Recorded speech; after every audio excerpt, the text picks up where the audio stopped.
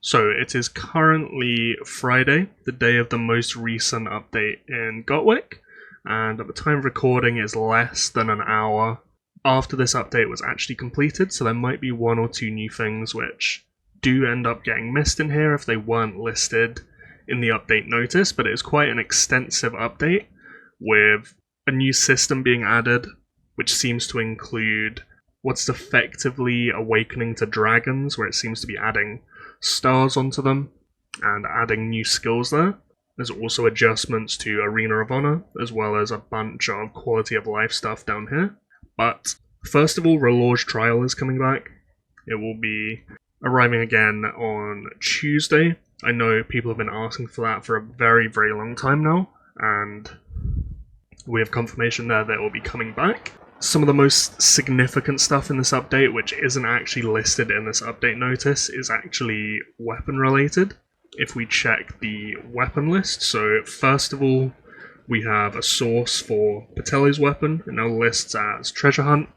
In the last Treasure Hunt, Patelo's weapon was added into the game, but it didn't have a source and it wasn't in Treasure Hunt, so some people were wondering where that would actually end up appearing in the game. There were some theories about it being in Archery, but now it seems that we do have confirmation that it will be in Treasure Hunt, which is good for mid-spender spear players especially. It's a decent weapon where you scale up the damage reduction quite a significant amount. It hits all parts of the ability, which is quite unique, where it reduces the instances of healing, it increases the attack buff, and it increases the damage reduction buff, even at the base version of the weapon. It's not going to be a game-changing weapon if you're talking F5 levels of setups, but for mid-spenders it is very good, particularly because you can obviously roll up to 11 spear base attack if you are running spears. But also new to this update, we have the addition of Melisandre's weapon. This is totally new, this was not in the game previously, and this also lists as a Treasure Hunt as its source. So this is very good for bow players. This is now one of the most attainable sources of bow base attack in the game. This will be able to scale up to 55% bow attack, which is very significant, and the ability is pretty good also. So by default, this ability here had a 50% chance to deal 10% additional damage, and it goes up to 100, so you'd assume it just goes 60, 70, 80, 90, 100 per star. And it seems to have quite a linear progression on the attack buff it also has, so maybe that'll be a bit fragmented, where one of these jumps in a larger interval at 1 star and then it rotates to the other buff. But it now has an additional buff of when commanders participate in a city defense battle. So when you have a city defense battle, like, I don't really understand why the commanders participating tooltip is really there, because there will always be commanders participating in a sea defense battle. Increases the attack of all allied bowmen by 100%, and that scales up to 200% of 4 stars. So that is a huge number of attack. It won't reinvent the wheel for bows because it's still defensive in nature. For mid-spender bow traps, this fits the playstyle and the natural build with like Layla and Melisandre together very, very well. The way I'm reading it currently, this reads like an active buff where Melisandre has to be in the 5 commanders herself, because normally you have this little bit of text where it says apply immediately when owned for passive abilities. But the way this reads, it sort of reads like it could apply passively. So it's obviously not accessible yet because we haven't had Treasure Hunt with it in the store.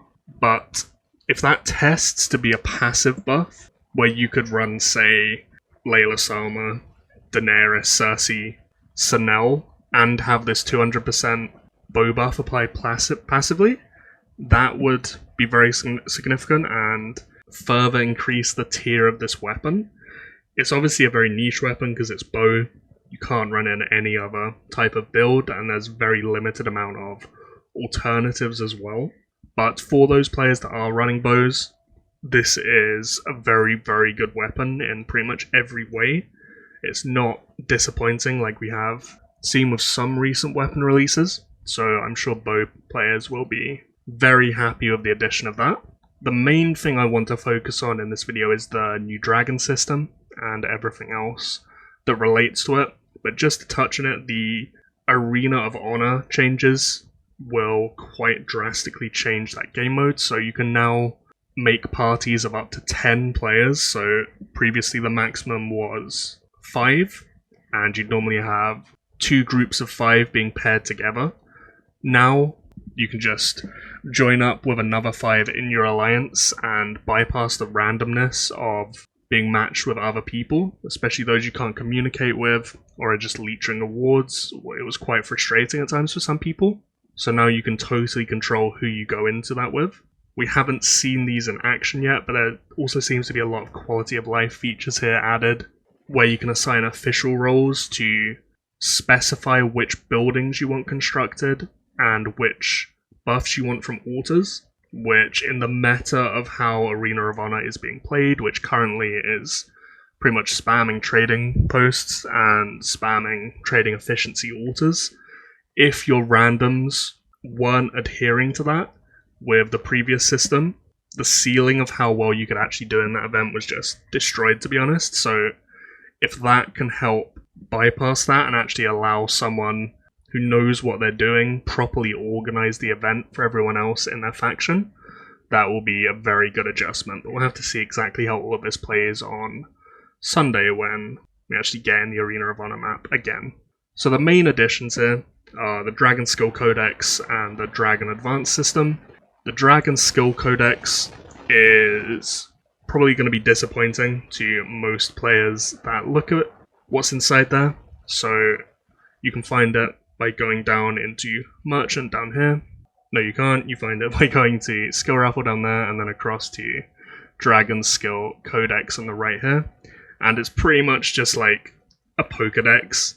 These will be taken from the skills that are currently either equipped to your dragons or in your inventory.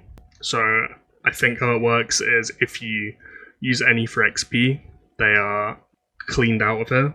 So you may have to wait off on using stuff as experience to complete the progression milestones here. And each tab here has an unlock progress milestone system, but all you can get for any of this is just diamonds and Mark of the True Dragons. So I don't think many people are going to overly care about what's actually available in here to players. Although, as we're going to get onto, Mark of the True Dragons are going to skyrocket in significance in this game to levels I did not expect they could ever reach.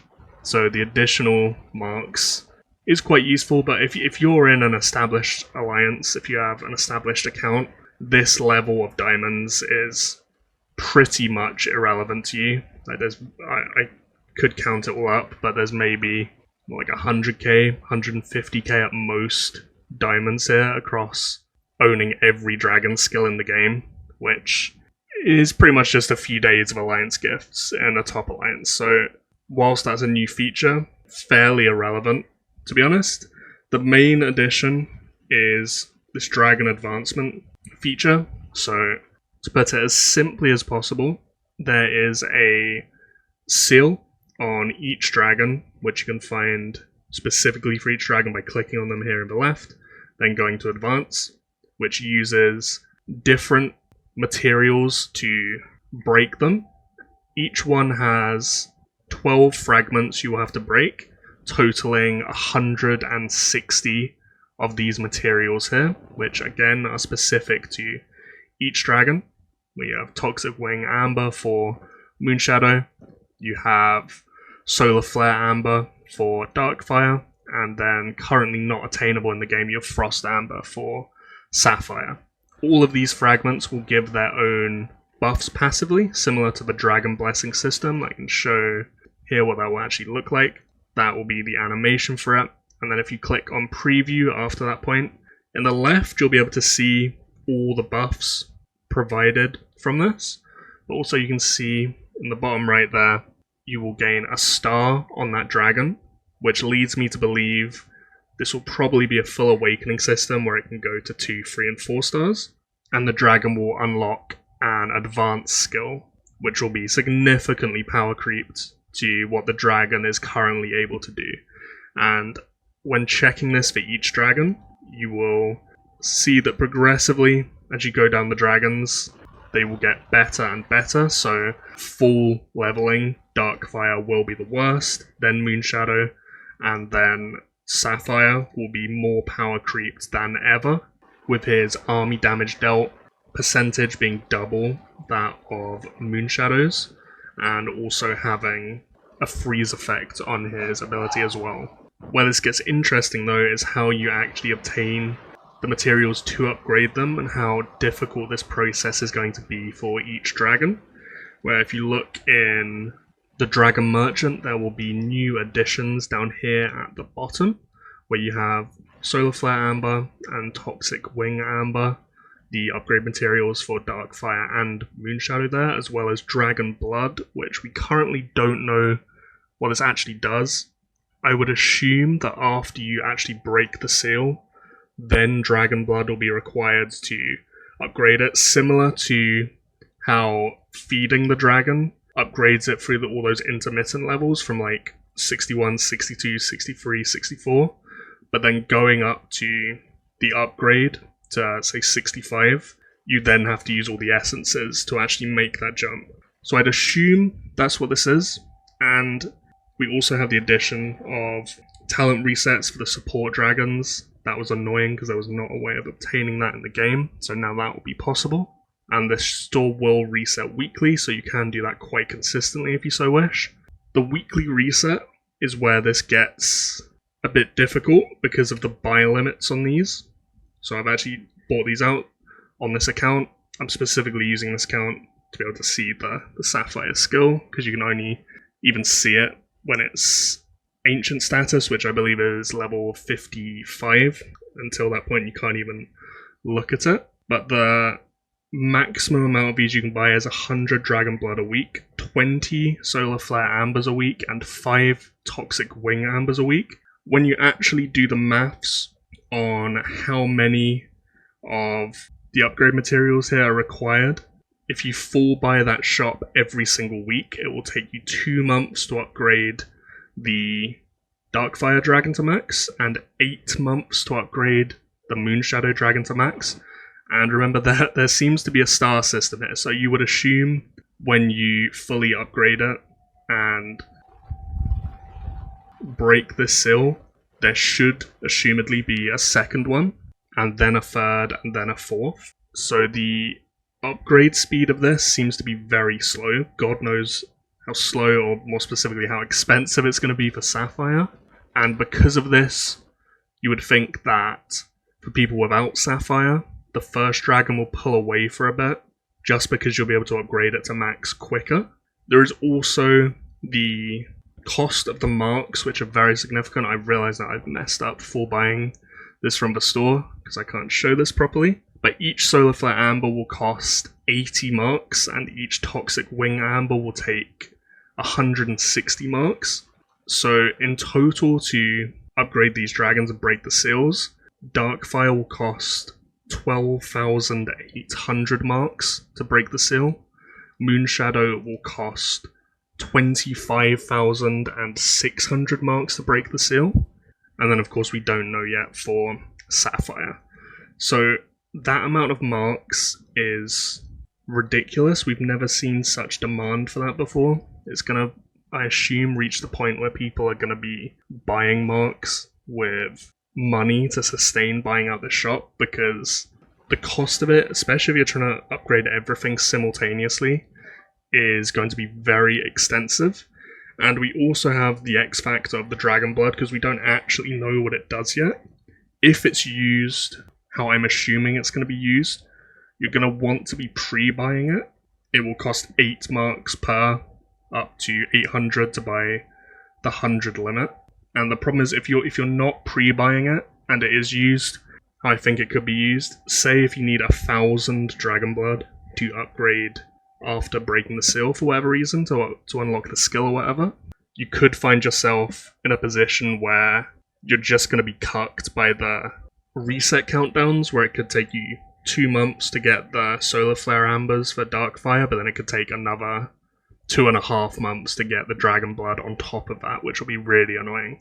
So my own approach is going to be pre-buying the blood and getting the amber, but I don't know how much you can like realistically sustain doing that with the mark costs, especially for players that obviously can't spend on something as seemingly trivial as dragon marks.